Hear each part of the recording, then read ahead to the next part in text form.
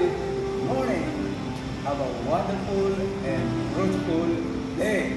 So let us thank the Lord for He is good, His love endures forever.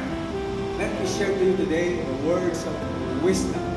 For wow, this is a divine wisdom from the book of Proverbs. Because I believe with all my heart that the Proverbs a day keeps the fools away. So listen, my friend, and learn this powerful principle for life. It says in Proverbs chapter 8, verse 17,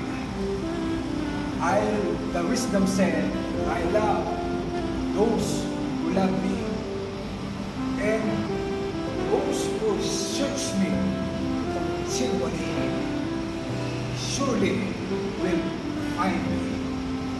So my friend, learn the value of searching, seeking passionately with all your heart. If you seek wisdom with all your heart, you will find it. So my friend, take an effort to seek wisdom in your life so that you will live a successful and prosperous with life, honor, and riches.